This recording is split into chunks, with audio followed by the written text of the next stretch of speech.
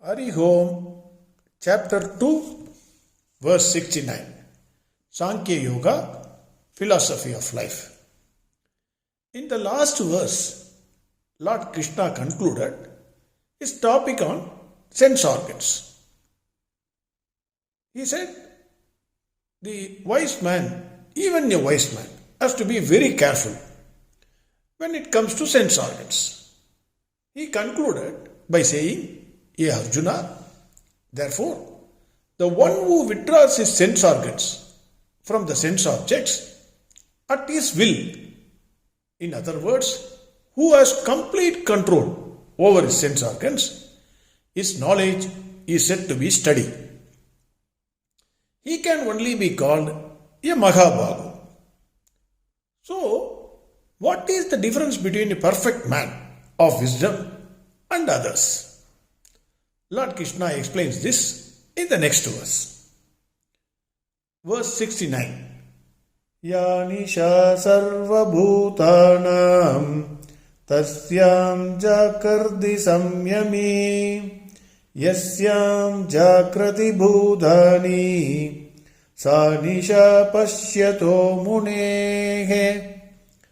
Yanisha sarva bhutanam, all beings. Nisha, night. What is night for all beings? Tasyam jakrdi samyami. The samyami, the perfect master, is awake. Yasyam jakrati bhudani.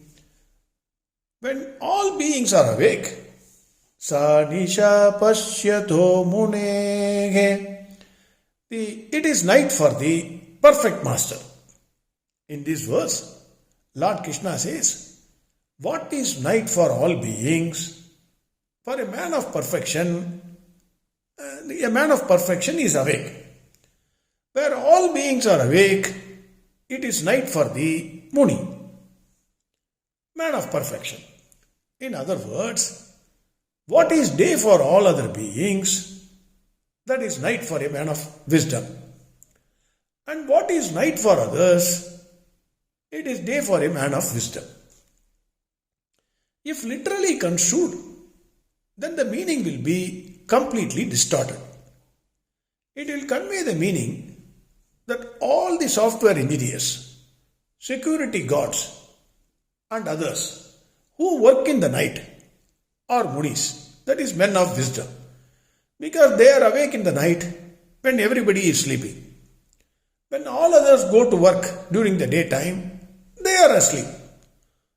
But this is not the meaning of this sloka. It means a man of perfection, having realized the truth, he sees the self or the play of self or Lord Krishna or Atma, you call it by any name, everywhere, in everything. Whatever he sees, whatever he touches, whatever he feels only the presence of self. Nothing is excluded. But all others don't see that. All of us run for money, power, name and fame. Invariably, all of us are asleep to the reality of life. A man of perfection who is awakened to the reality of truth can see the wastefulness in running behind these things. He is asleep to the sense objects of this world. He is not attracted towards them. Like in deep sleep, we don't know anything. Not only that, for him, the entire universe is nothing but self or Lord Krishna in different names and forms. Already, we have seen in verse 61 the example of dining table. How different people see the same thing. The shopkeeper sees the table only as saleable goods to make more money. The buyer, the householder sees the table as an aesthetic item to beautify his house. A carpenter will see whether it is a teak wood or a plywood. An antique seller will see how old it is and what value it can fetch in the secondary market. But a saint will not see anything else. He will think about the self or Lord Krishna behind that furniture. How that small seed germinated and how it became a big tree. And the big tree has become a wonderful furniture. Who gave life to that seed? The saint will see only the play of Lord Krishna in that furniture and nothing else. The shopkeeper, the house owner, the carpenter and the antique seller are all asleep towards the reality, that is the God behind that furniture. They only see the furniture. It is night for them, whereas a man of perfection is asleep towards all other things and is awake only to Lord Krishna. He sees Lord Krishna even in that furniture. Neither the aesthetic beauty nor its price has any attraction to a man of wisdom. A beautiful verse of Tirumular in Tirumandiram is quoted by Kanchi Paramacharya. This is the verse. Marattai maraitadu Mamada Yanai. Marattil maraindadu Mamada Yanai. Parattai maraitadu Parmudal Budam. Parattil maraindadu Parmudal Budam. This is the wonderful verse by Tirumular in his Tirumandiram. Marattai, maram means wood. Maraitadu, hidden. Mamada Yanai, ferocious elephant. I will tell this in detail. The wood in the form of elephant, it looked like actual ferocious elephant. Marattil maraindadu Mamada Yanai. Maram means again wood. Maraindadu hidden. Mamada Yanai is elephant. When wood is seen, elephant disappeared. Parattai maraitadu Parmudal Budam. Param means God, self, Lord Krishna. Lord Krishna, maraitadu means hidden. Parmudal Budam, the world of objects, behind it Lord Krishna is there. The world of objects hide Lord Krishna there. Parattil maraindadu Parmudal Budam. Parattil means again Lord Krishna or self, maraindadu, hidden. Parmudal Budam, world of objects. But when you see the Lord Krishna, then all the other sense objects will disappear. A small story is there, which will explain beautifully this verse. The story given by the Paramacharya himself. A child went with his carpenter father. The carpenter father made a ferocious elephant out of the wood, which looked like an actual ferocious elephant. You can take it as a waxed museum. In foreign countries, it is very famous now. The child saw the elephant. The child thought that it was an actual elephant, ferociously coming towards them to attack. The child was very much afraid. But the carpenter knows the reality that it is only a wood carving. The wood and the elephant are one and the same. When the baby saw the elephant, the wood was not visible to its eye. Only it saw the ferocious elephant. But the same thing, when the carpenter saw the same elephant, the elephant was not visible to his eye. Only the wood was visible. Similarly, like the baby, when we see the world of objects, we think the world of objects, things and beings, and assume them to be true. We don't see the one self or Lord Krishna behind it. But a man of wisdom knows the truth behind the world of objects. He knows the self or Lord Krishna or Atma behind the beings.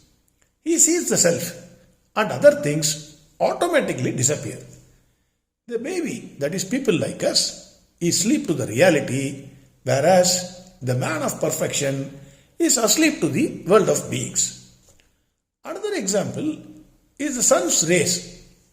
When it passes through the prism, we see different colors, Vibjya. We are like the children who see the different colors and conclude that each color is different. The white ray appearing in different colors is also true. When it passes through the prism, you see the different colors. It is true. It is not false. In Sanskrit, it is called mithya. That is, it appears to be true, but it is not actually true, like a mirage. Adi Shankara never said the world is false, but he only said it is mithya. That is, it appears to be true. The master knows that it is only sun's light when it passes through the prism gets distracted into different colors. If you remove the prism, automatically all the colors will vanish. The prism is nothing but our ego. When we see the world through our body, mind, sense complex, that is ego, then we see everything as different. But when we remove our ego, the entire world will become Brahman, that is self or Lord Krishna. Actually, at our present level, we distinguish us based on religion, caste, color, country, etc. Because we are seeing the world through our prism of ego.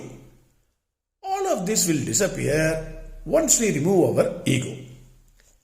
Another example given by Adi Shankara is rope and snake.